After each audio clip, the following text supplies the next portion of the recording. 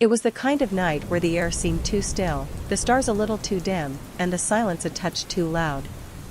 17-year-old Milo Kendrick sat in the back seat of his cousin Layla's old red Pontiac, its windows half down, letting in the sticky late July breeze. Up ahead, faint music and lights shimmered in the distance like a mirage, bouncing neon yellows and blues twisting through the treetops. "There it is," Layla said, pushing her sunglasses onto her forehead even though it was well past sunset. "The Carnival of Wonders." "Why'd they set it up in the woods?"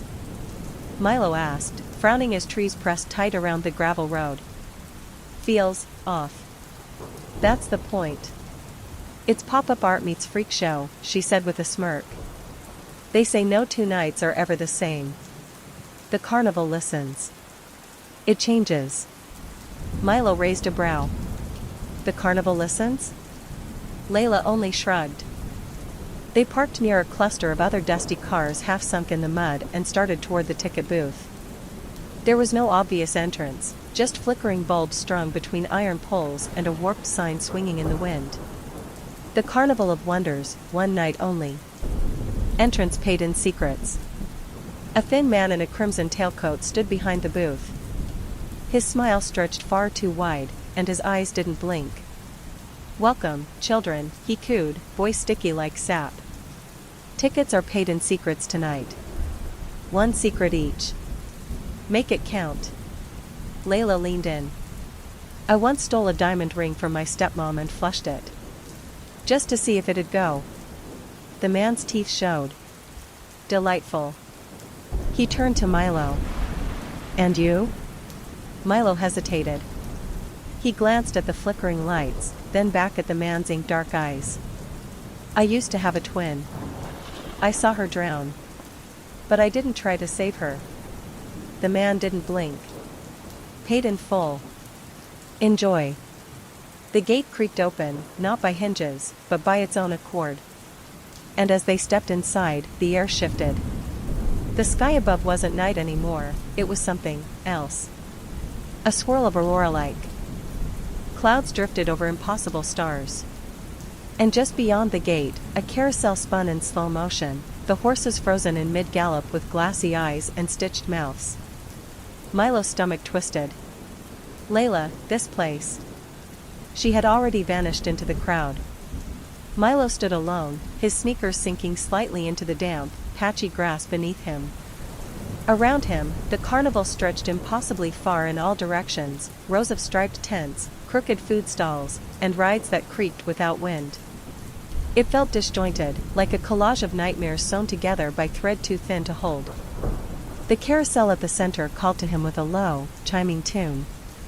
It wasn't the kind of cheery music you'd expect, no, this was something older, slower. Each note hung in the air a beat too long, as if struggling to remember its own melody. He approached. The horses weren't normal. Some had antlers. One had human hands instead of hooves. Another was a stitched-together amalgam of animals, a peacock's tail, a goat's torso, the face of a snarling wolf. All of them were frozen in poses of agony, necks twisted, eyes cracked open like porcelain. As he got closer, the music stopped mid-note. Then, softly, "Milieu." He whipped around. The voice was unmistakable. Ellie. His sister. His twin. The one who had drowned. He hadn't heard that voice in nearly a decade, not since the summer she disappeared beneath the dark lake behind their childhood home.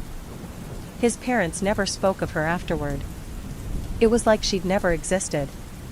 But now the carousel began to turn. One of the horses was missing its rider. Its saddle was splashed with something dark, sticky. The poles holding the horses weren't brass, they were bone.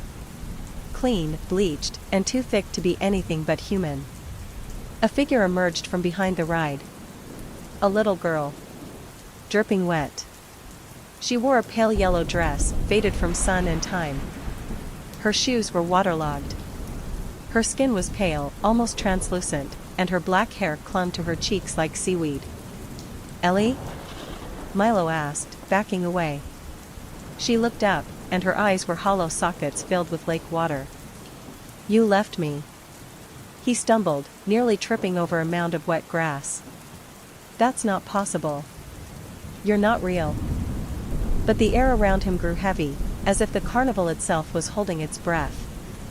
Then Ellie smiled.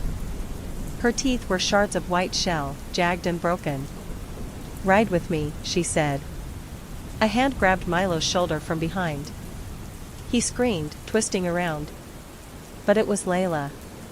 Dude, relax, she laughed. You look like you saw a ghost. I did, he gasped, chest rising and falling. Ellie. I saw. Layla's smile faded. Don't say that name. Not here. Why? She looked back at the carousel, which had stopped spinning again. All the horses had returned to their posts. The wet footprints were gone. The girl was gone. This place remembers things, she said quietly. Even the things you try to forget. Layla led Milo away from the carousel, her grip tight on his wrist. The deeper they wandered, the stranger the carnival became. Tents billowed though there was no wind. Music played backwards. Clowns moved through the crowd with blank expressions, their heads tilted too far to the side, lips stitched into smiles that never moved. Why did you bring me here? Milo asked. Because you needed to see it, Layla replied, not looking at him. We both did. Before he could ask what that meant, they stopped in front of a tall, spiraling structure. Its fabric shimmered with oily reflections like a soap bubble stretched too thin. At the entrance, a sign read, "The Hall of Mirrors, find yourself if you dare." Layla turned to him, eyes dark beneath the glow of flickering bulbs. Whatever you do, don't look too long into their eyes. The mirrors, they look back. She stepped through the curtain. Milo hesitated, heart hammering in his chest. Then he followed. Inside, the temperature dropped. The scent of metal and mildew filled his nostrils. Mirrors stretched endlessly, forming a twisting maze that made it impossible to tell where the walls ended and the illusions began. Each surface distorted him in strange ways. One made him look insect-thin, another showed his mouth sewn shut, another showed him aged into an old man with weeping eyes. And then he saw her again. Ellie. She stood 3 mirrors away, staring at him. But in her reflection, she was dry, alive, her skin glowing with health and warmth. She smiled, not the smile of a monster, but of a sister, familiar and real. Milo, she whispered, her voice echoing in the maze. You can fix it. Just break the glass. He stepped closer. What do you mean? Break it, she repeated. Set me free. He raised a hand to the mirror, pressing his palm against the cool surface. It shimmered beneath his touch like rippling water. Milo. Layla's voice cut through the air like a blade. She appeared in another mirror, pounding the glass. Don't touch it. It's not her. That's not Ellie. Milo looked back. The reflection of his sister had changed, her eyes were black pits, mouth stretching into a scream that cracked the glass behind her. Suddenly, from behind him, came a sharp crack. He turned. One of the mirrors had splintered open. And something stepped out. It wasn't Ellie. It wore her skin.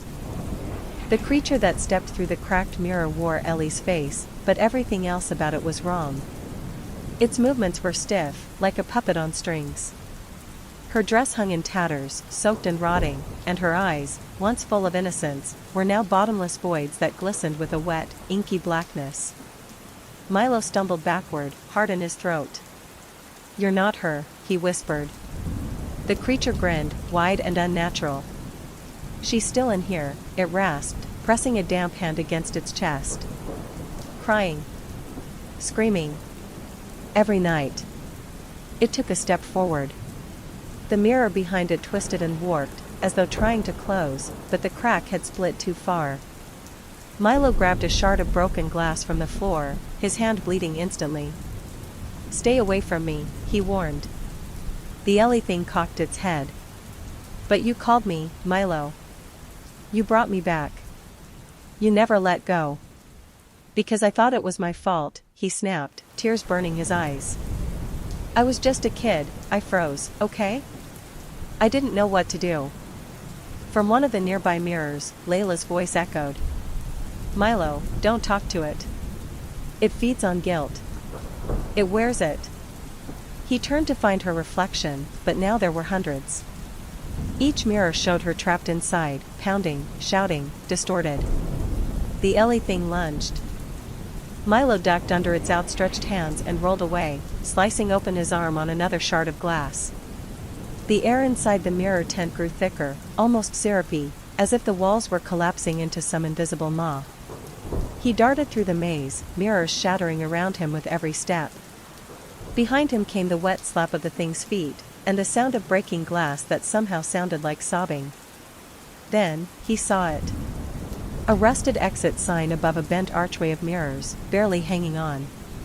He bolted toward it. The Ellie thing shrieked, a terrible, gurgling sound that shattered the final row of mirrors. Fragments rained down on Milo's back as he threw himself through the arch. He landed outside, gasping, sprawled on the damp carnival grass. The tent behind him collapsed inward with a deafening groan, sucking itself into the earth like a deflated balloon. Silence fell. Layla stood there, covered in dirt, her lip bleeding. You saw it, didn't you? Milo nodded. It wasn't her. Not really. No.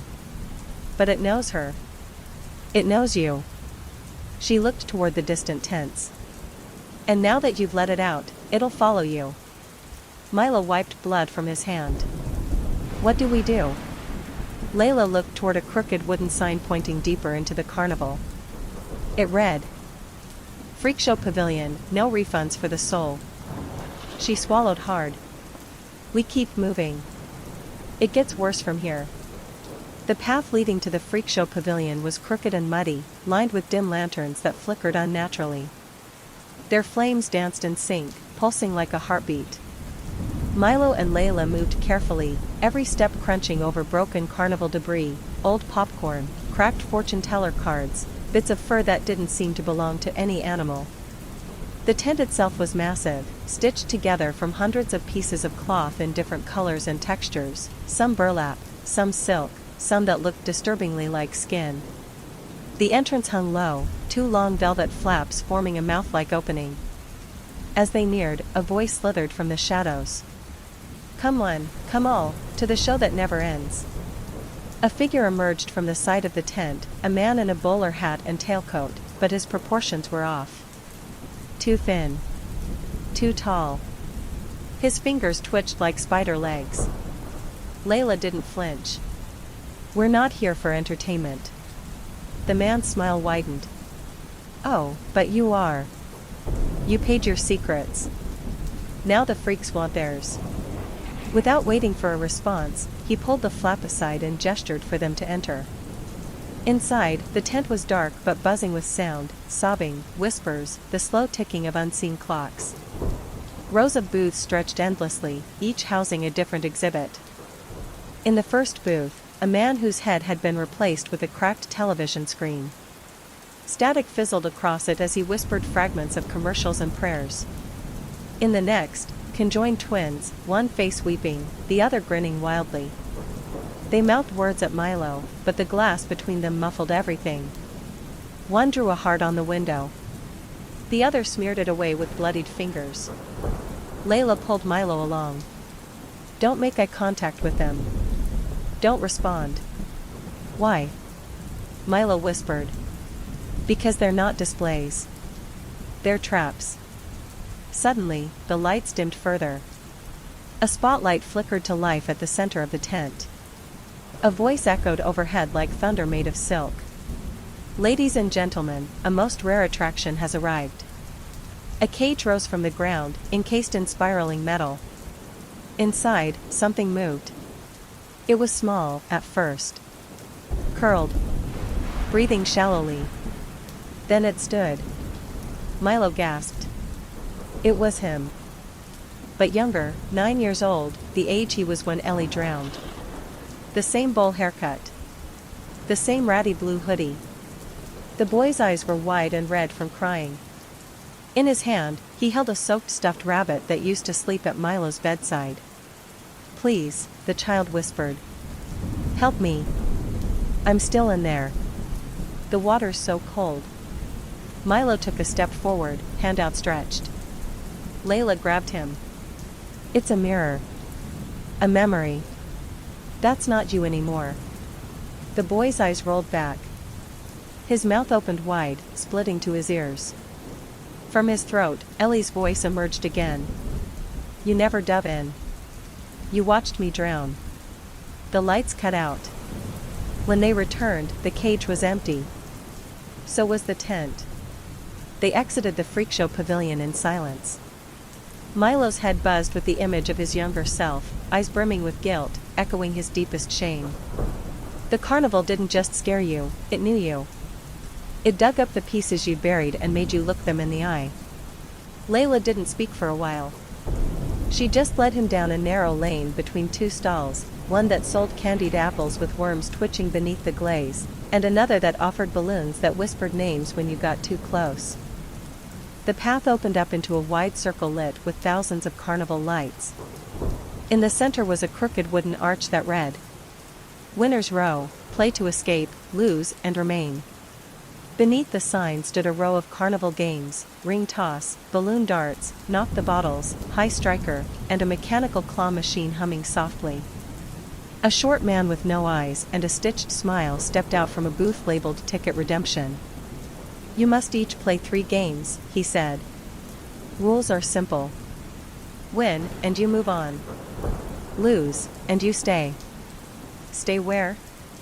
Milo asked, already fearing the answer. The man pointed behind him, toward a blackened pit at the far end of the game circle. Dozens of mannequins stood frozen around its edges. On closer look, they weren't mannequins at all. Their skin was real. Their eyes were glassy and lifeless. "Those are the losers," Layla whispered. "The ones who tried to cheat, or quit, or played without knowing what they were gambling." Milo clenched his jaw. "Fine. Let's get it over with." They approached the ring toss booth first. An old woman sat behind the counter, blindfolded with cloth that bled from the eyes. She placed 3 rings on the counter. The bottles they had to land on were spinning wildly, each one etched with a word. Truth. Regret. Love. Forgiveness. Fear. Guilt. "Choose wisely," the woman croaked.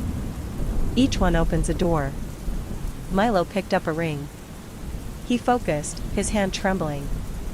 He tossed. The ring spun through the air and landed perfectly, on guilt. The booth instantly went dark. A rush of water spilled across the floor beneath him. And he was back at the lake. Alone. The sun blazed overhead, and Ellie stood at the end of the dock, arms spread, laughing. "Come on, Milo," she called. "Jump with me." He remembered this moment, how he'd hesitated, watched her leap, how she never came up. But this time, something changed. A whisper from the woods behind him, "Save her." He ran. He leapt. And as he hit the water, he was yanked backward into the booth, choking and soaked. Layla was shaking him. "You passed," she said, eyes wide. "You went back. You tried." The old woman smiled, blood leaking from beneath the blindfold. "2 more," she whispered. Milo's hands were still dripping when they reached the next booth, his breath ragged, heart pounding from the phantom plunge into that icy lake. The balloon dart stand flickered with a sickly yellow light. The balloons were unusually large, pulsing gently like lungs. Inside each one floated an image, a memory, a person, a place. Behind the booth stood a man with no mouth. His skin was waxy, and he bled from his ears. On the counter sat 3 silver darts, their tips glinting in the low light. A sign above read, "Pop your past to reveal your future." Layla frowned. "These aren't ordinary memories. You pop the wrong one, and you invite it back in." Milo stepped closer to inspect the balloons. Inside one floated the image of his parents, crying in their bedroom after Ellie's death. In another, he saw himself hiding beneath his bed as thunder shook the house, age 6, lip quivering. A third showed Layla, alone in her room, carving something into her arm with a broken pencil. His eyes widened. He looked at her. "You weren't supposed to see that," she muttered, turning away. Milo swallowed and picked up a dart. The booth suddenly felt hotter.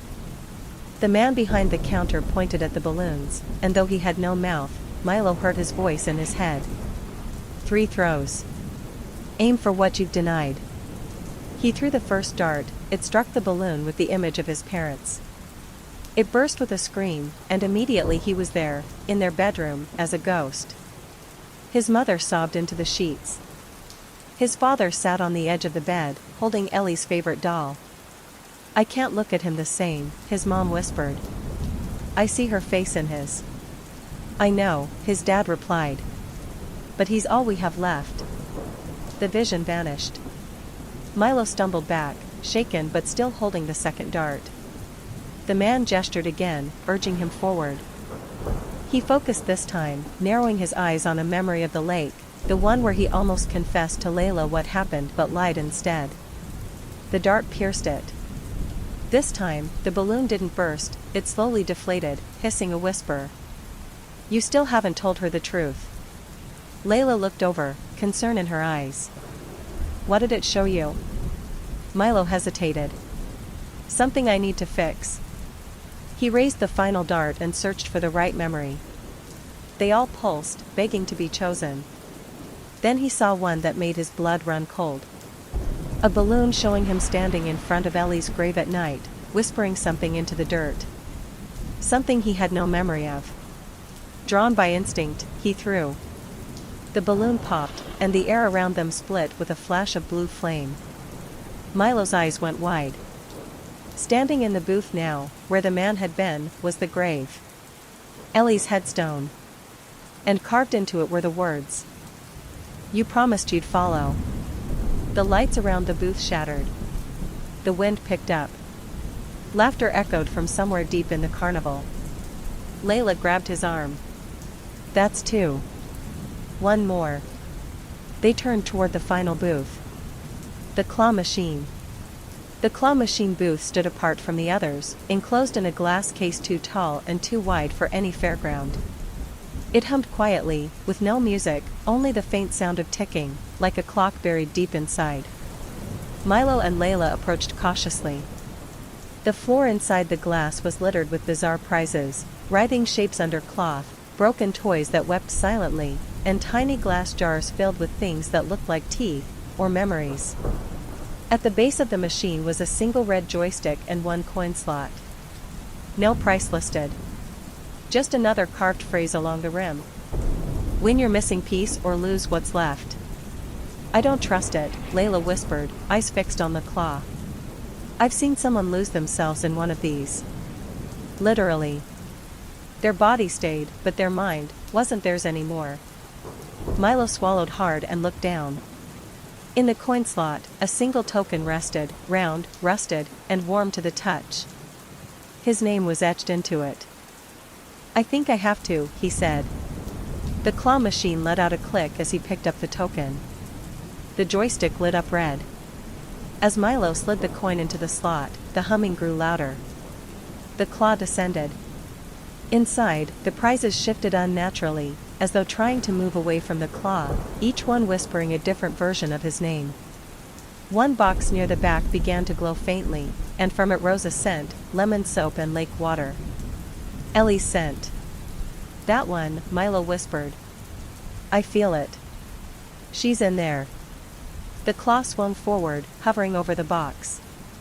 Milo carefully nudged the joystick, his breath tight in his throat. He pressed the button. The claw dropped. It closed around the box, then hesitated.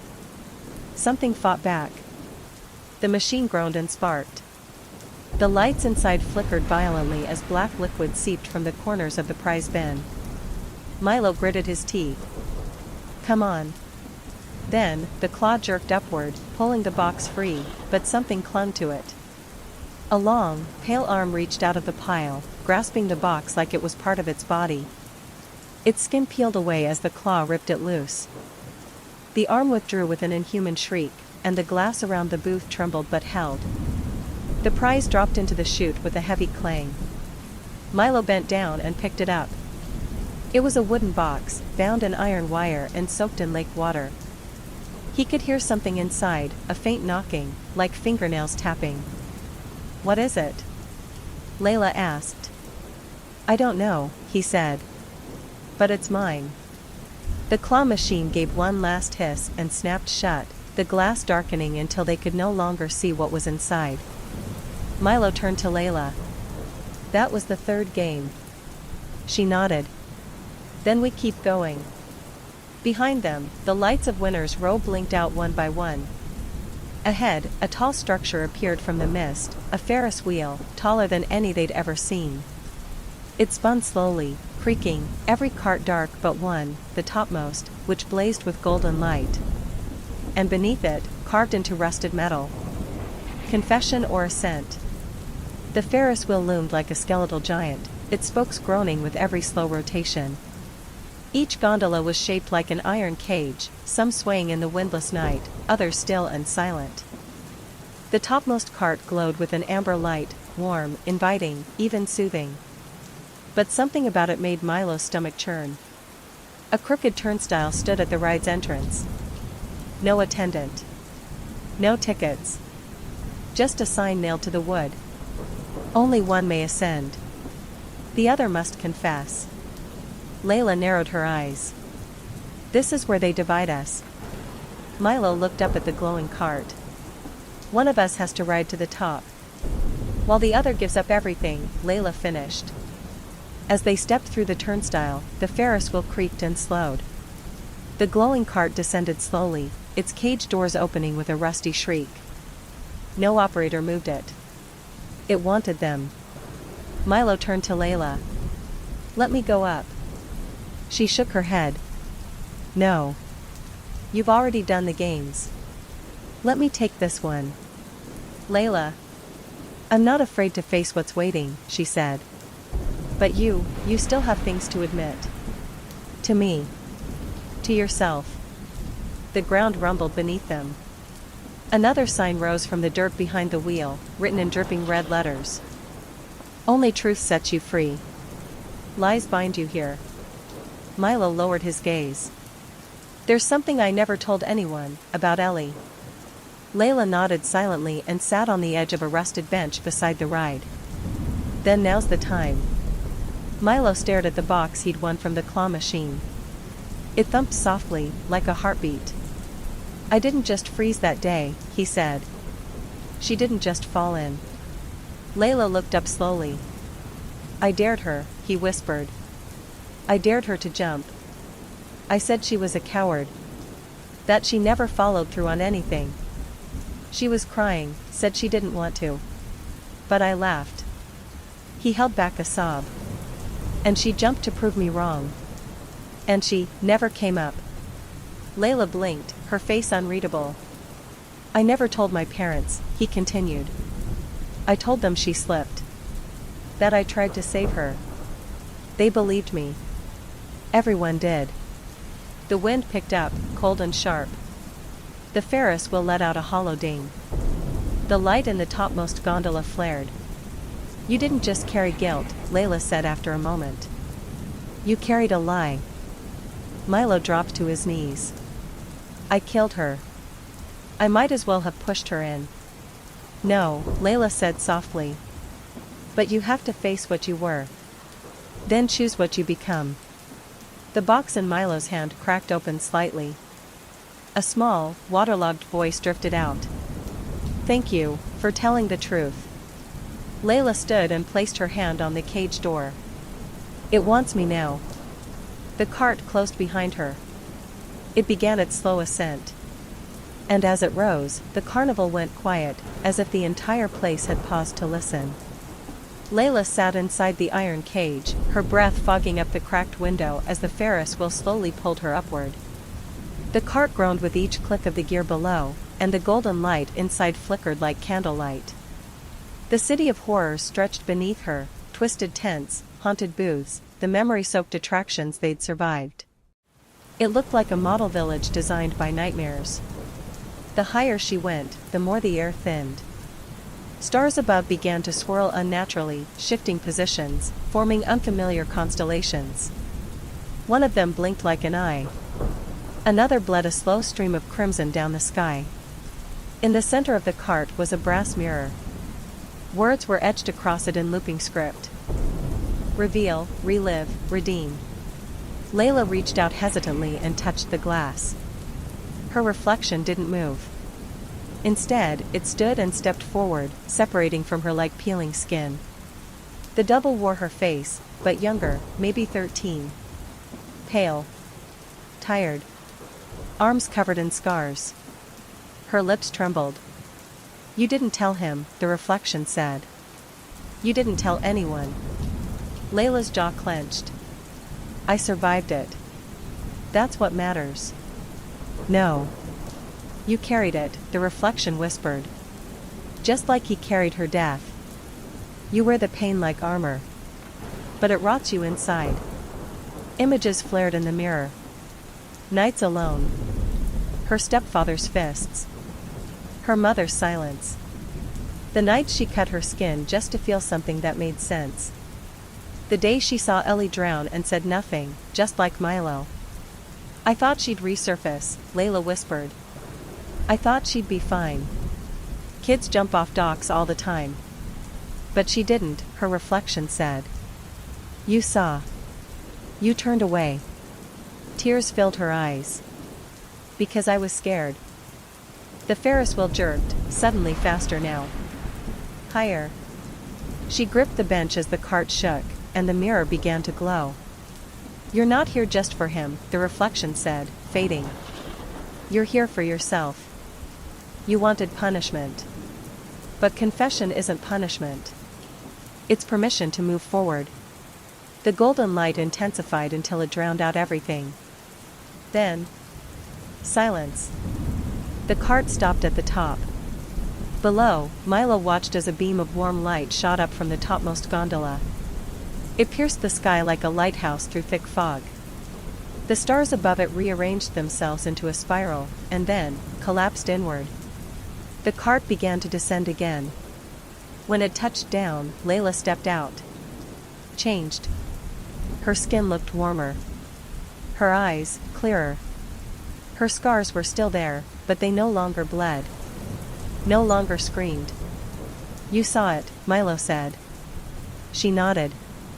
I forgave myself. A bell tolled somewhere deep within the carnival. The ground beneath them split slightly, and a staircase of black wood unfurled beneath their feet, leading deeper underground. Another sign emerged. Final attraction, House of Echoes. All must enter alone. Layla's voice trembled. This is the end. Milo nodded, gripping the iron-bound box tight. Let's finish this. The black wooden staircase spiraled downward, vanishing into an opening that breathed, literally inhaling and exhaling with a low, rhythmic hiss. Around it, the ground was dead. No grass, no tents, no light. Only the carnival's stillness, waiting. Layla placed a hand on Milo's shoulder. You'll be alone in there. Whatever it shows you, don't look away.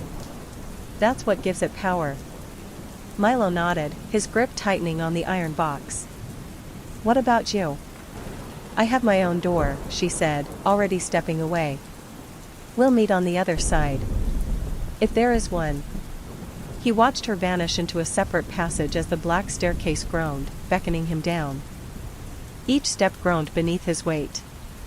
The air turned colder, thicker, like walking through memories frozen in fog. He descended for what felt like hours. The box in his hand vibrated gently, pulsing with each heartbeat.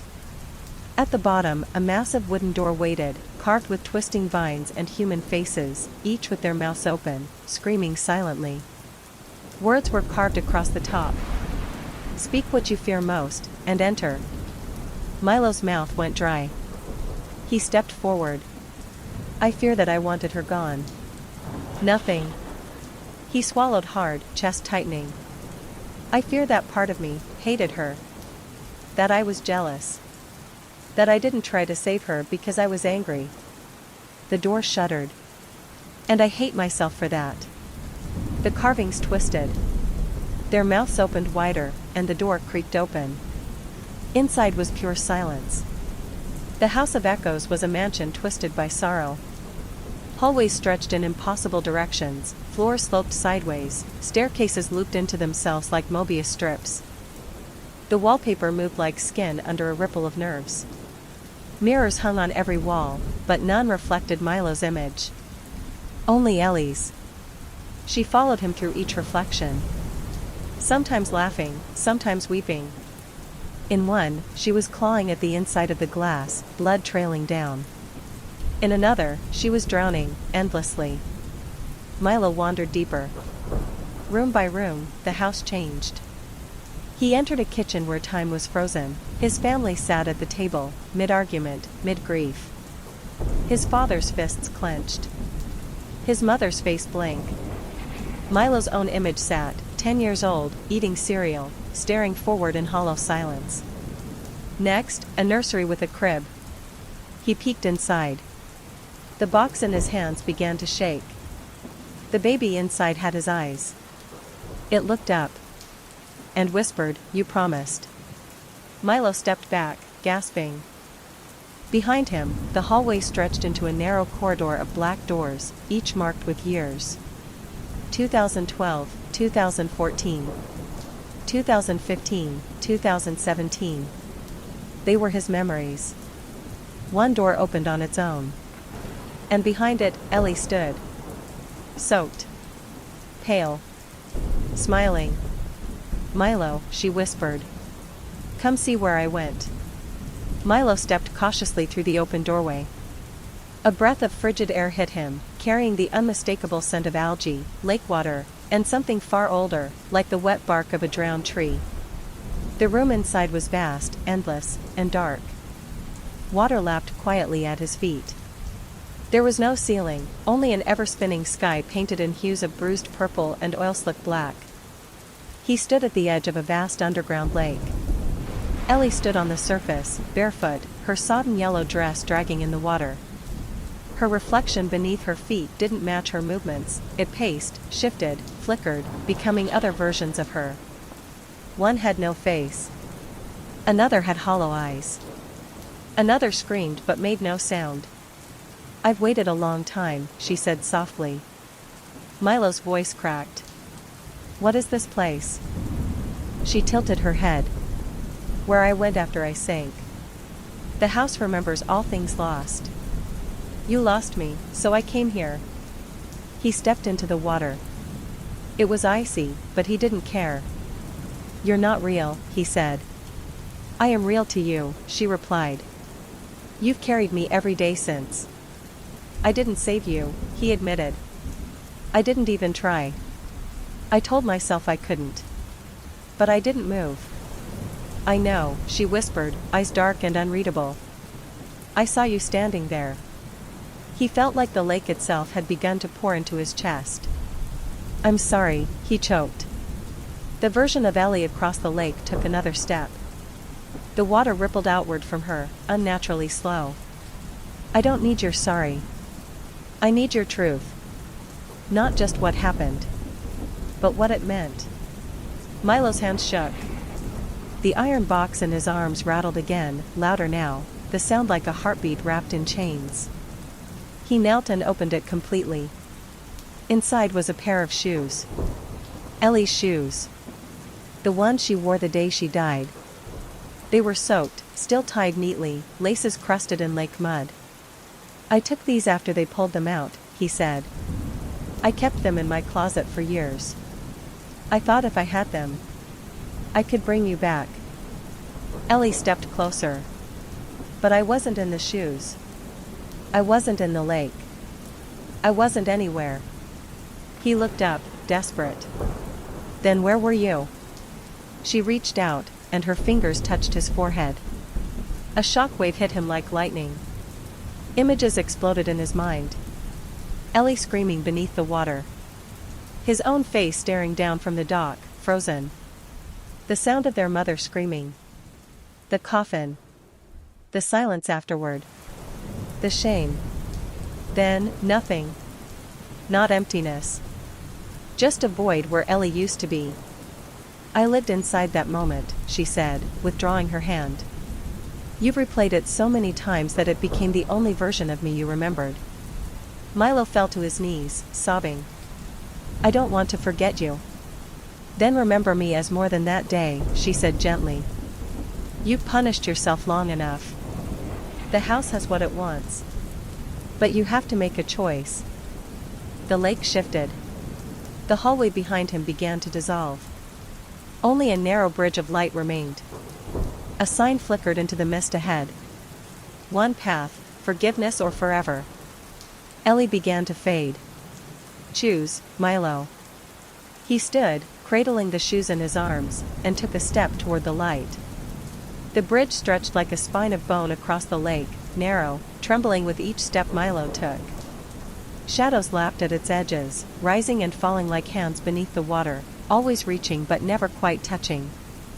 The shoes in his arms grew heavier with each step. Behind him, the house of echoes crumbled. The cries from its walls turned to laughter, Ellie's laughter, twisting and echoing in loops of joy and mockery, until even that was drowned beneath silence. Halfway across the bridge, he saw two doors waiting in the mist. One was white, humming with a warm glow. Simple. Wooden. A carving of the sun rising behind clouds. Forgiveness, etched into the arch. The other was jet black, rotting at the edges, its hinges weeping tar. A dead eye had been carved into the center, shut tight. It whispered his name softly with every breeze. Forever. Milo stopped between them. His hands clenched around the box. What if I deserve to stay here? He asked the silence. What if leaving means I forget her? Then the light changed behind him. A shape rose from the shadows of the lake. His own reflection. It was him, but soaked, pale, with Ellie's lifeless stare. You don't deserve peace, the echo said, voice like wet gravel. You stood there. You watched her drown. And now you think you can walk away? Milo backed up. You're not real. I'm the part of you that remembers. That never let go. You want to choose forgiveness? Then let me show you what it really means. The reflection lunged from the edge of the bridge, dragging itself up. Milo turned and ran. The doors loomed closer, both trembling. The white one glowed brighter, reaching for him. The black one opened itself just a crack, revealing an endless spiral of stairs descending into darkness. The echo chased him, gurgling, You'll forget her. You'll forget the guilt. That's all you have left of her. Milo stopped just short of the doors. Panting. Bleeding from a scrape on his elbow. The iron box throbbed again. He looked down at the shoes in his hands. Muddy. Torn. He knelt and placed them at the edge of the bridge. Not to discard, but to let go. She's more than this, he whispered. She's more than how she died. And I am more than who I was that day. The echo screamed, clawing toward him. But the moment Milo stood and stepped through the white door, it vanished. With a roar like 100 heartbeats breaking all at once, the lake collapsed behind him. And the bridge was gone. Milo opened his eyes and found himself standing once again in the heart of the carnival. Only now, the lights were dim, flickering with a soft, golden hue. The air smelled of popcorn and cinnamon again, not of rot. The sky was still night, but not the kind that swallowed. This was a gentle dark, the kind found in dreams just before dawn. He looked down. The box was gone. The shoes were gone. But he felt lighter. The carousel spun nearby, playing a soft lullaby. Each horse moved with grace, not malice. Children laughed from somewhere in the distance, their joy pure, untouched by shadow. He stepped forward cautiously, expecting the darkness to return, but it didn't. Instead, he saw the man in the pinstripe suit waiting near the Ferris wheel. Same cruel grin. Same hollow eyes. But now, something in the ringmaster's posture had changed. He looked smaller, dimmer. The darkness around him no longer bled into the world. "Well done," the ringmaster said, voice dry like rusted gears. "You gave the house what it wanted." "I gave it the truth," Milo replied. "And I took back the parts of Ellie it couldn't keep." The ringmaster smirked. "Same thing, really. The house only ever reflects what's inside you. Most never make it out." Milo walked closer. "Why the carnival?" "Because wonder is always one turn from terror," the ringmaster said. "And because people never expect to confront their worst memories in places meant for joy. It hurts more that way." Milo nodded slowly. "And now what?" "Now?" The ringmaster stepped back into the shadows. "Now you wake up." The lights flickered once, then faded. The world stretched, like a rubber band pulled too far. And snapped. Milo awoke in his bed. Morning sunlight painted long bars across the floor. The air smelled like dust and something warm baking downstairs. His hands gripped his sheets, sweaty but calm. He sat up. The carnival was gone. No iron box. No echoes. But at the foot of his bed, a single yellow ribbon. Ellie's. He smiled. Weeks passed. Summer turned into fall. Milo walked the halls of his school with a straighter spine, the weight on his shoulders no longer unbearable. He still had bad days, moments when laughter in the distance made him flinch, when shadows in corners looked too familiar. But he wasn't haunted anymore. He began seeing a therapist. Volunteered at the community center. Even fixed the old photo of Ellie on the bookshelf, replacing the cracked glass with new. But one morning, as October crept in with red leaves and early dusks, Milo opened his drawer and found something he hadn't seen in weeks. A carnival ticket. Frayed at the edges, printed on yellow paper. It hadn't been there before. He was sure of it. There was no writing, no date, no name. Just a faint symbol pressed into it, a Ferris wheel and a door. Two doors, in fact, one light, one dark. He didn't remember bringing it back. Hadn't even dreamed of the carnival since that morning weeks ago. Yet here it was. He held it in his fingers and felt a pull. Not evil. Not even mysterious. Just unfinished. That night, he sat on his windowsill and watched the stars. The sky was cloudless. The wind carried a whisper of distant music, so soft it could have been his imagination. But as he looked at the ribbon tied on his desk lamp, Milo thought about the others. Not everyone left the House of Echoes. And not everyone had someone like Ellie waiting in their memories to pull them through. He looked again at the ticket. He could burn it. Or he could go back. Just once. To see who else was still trapped there. In the dark of his closet, he unfolded the old box of keepsakes. Nestled between dusty notebooks and forgotten photographs was something he hadn't expected. A second ticket. This one wasn't his. It had a name scratched faintly across the bottom. Rachel. Rachel had been Milo's neighbor once, years ago. Quiet. Strange. They'd shared popsicles in the summer and watched horror movies through half-closed fingers. Then one day, she just stopped coming outside. Rumors said her mom left. Others said Rachel had run away. No one really knew. Milo hadn't thought of her in a long time, until now. He held the ticket under the lamplight. The ink shimmered faintly, reacting to the warmth. Beneath her name, a second word appeared, ghost-like. Admitted. His hands trembled. He pulled out his old school yearbook and flipped through it. Rachel's photo stared back, soft eyes, crooked smile. And then it clicked. The last week before she disappeared, she'd spoken about a carnival that came to her in dreams. Only open after midnight, she'd whispered once, eyes wide. Only if you really need it. He thought she'd been telling stories. But what if she hadn't left? What if the carnival had taken her? The next night, Milo packed a backpack. A flashlight, a journal, Ellie's ribbon, and both tickets. He stood by his bedroom mirror at midnight, waiting. The air grew cold. Behind him, the room changed, faded around the edges like an old photograph.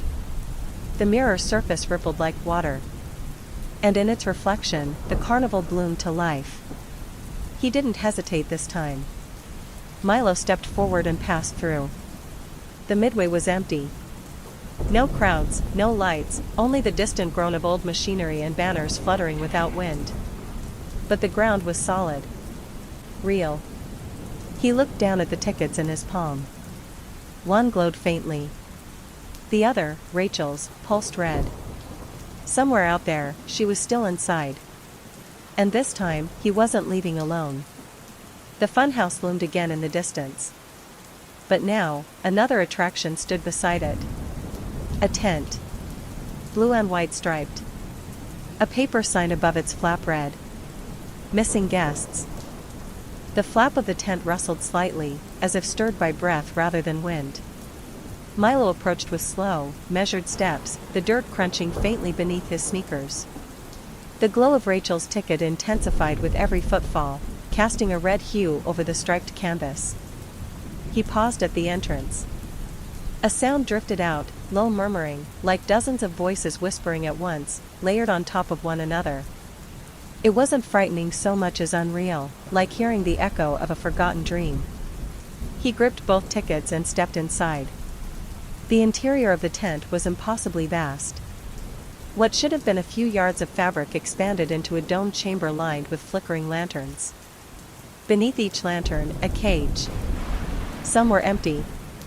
Others weren't. Within several, pale figures sat slumped or curled into themselves, each bathed in their own strange glow, some blue, some green, some flickering like candles caught in wind. Milo's breath caught. They weren't asleep.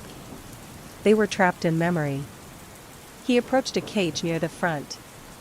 Inside, a young boy clutched a worn teddy bear, eyes wide, muttering something about a fire that never stopped. In another, a teenage girl scratched at invisible walls, screaming names no one could answer. "Don't touch them." Milo spun around. A woman in a faded ringmaster's coat stood near the center of the tent, her dark curls tucked under a crooked top hat. Her eyes were tired. Kind, but frayed. "I used to be like you," she said. "Found a ticket. Thought I could help."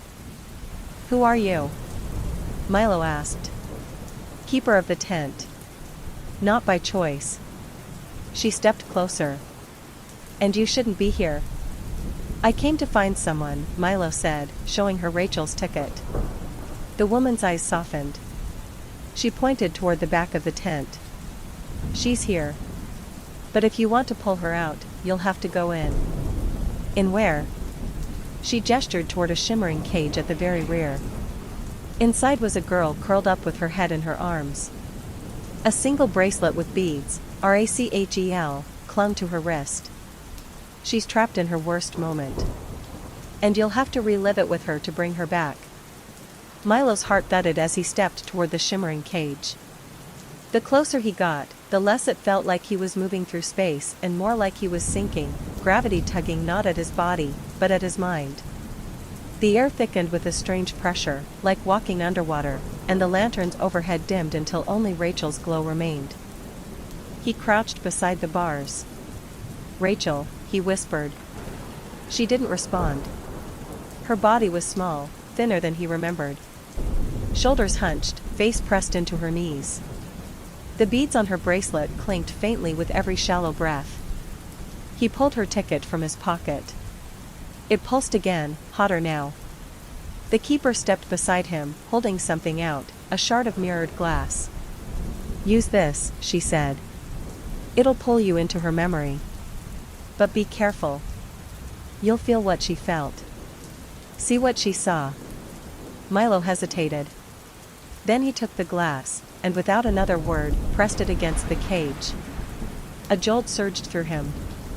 The world turned inside out. Suddenly, he was in a living room. Cramped. Cold. Rain lashed at the windows. A girl, Rachel, sat on a couch, knees drawn to her chest. A man yelled in the kitchen. Plates shattered. Milo realized with a twist of dread that the man wasn't just angry. He was drunk.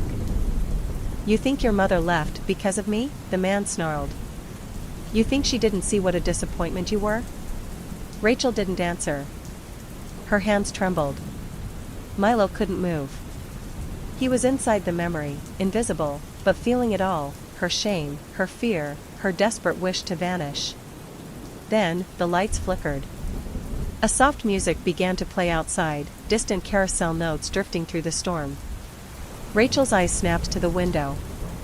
She stood up slowly and approached the glass. And outside, through the rain, was a flickering sign. Carnival of Echoes, one night only. A red balloon floated just beyond the driveway. She stepped out the door. And the memory collapsed. Milo landed hard, gasping, back inside the tent. The cage bars were gone. Rachel lay still for a moment, then stirred. Her eyes fluttered open. "Milo?" Rachel blinked, eyes unfocused at first, then sharpening as they locked onto Milo. "You found me," she whispered, her voice hoarse and fragile. Milo helped her sit up. Her skin was ice cold. "I didn't even know I was lost," she said, tears welling. "I thought it was just a bad dream. Over and over. I kept waking up there." Milo squeezed her hand. "It wasn't your fault. You were trapped in the memory. But you're here now. We're getting out." The keeper stepped forward, solemn. "She's free of the cage, but not the carnival. Not yet. It has a grip on those it claims." Milo stood, still holding Rachel close. "Then we break that grip." The keeper tilted her head. "You're braver than I was." She raised a hand, and the fabric of the tent parted behind her, revealing a path lit with flickering red torches. "This leads to the heart. Where the carnival was born. Where it feeds." Milo helped Rachel to her feet. "We'll go." "Wait," the keeper said. "The carnival's not just a place. It's a being. A collector of sorrow, of pain. It offers escape, and then devours. You'll see things you shouldn't. Hear voices meant to lure you off the path. Do not answer them." Milo nodded, his grip tightening on Rachel's arm. Together, they stepped beyond the curtain. The path wound through distorted carnival attractions. A carousel turned in reverse, its horses skeletal and twitching. A popcorn machine sputtered ash. Tents whispered their secrets as the two passed, the canvas seeming to breathe. Voices echoed around them, some pleading, others mocking. "Milo," one said, in Ellie's voice. He clenched his jaw. "She's not real," Rachel reminded him. "They want us to stop." Ahead, the torches ended.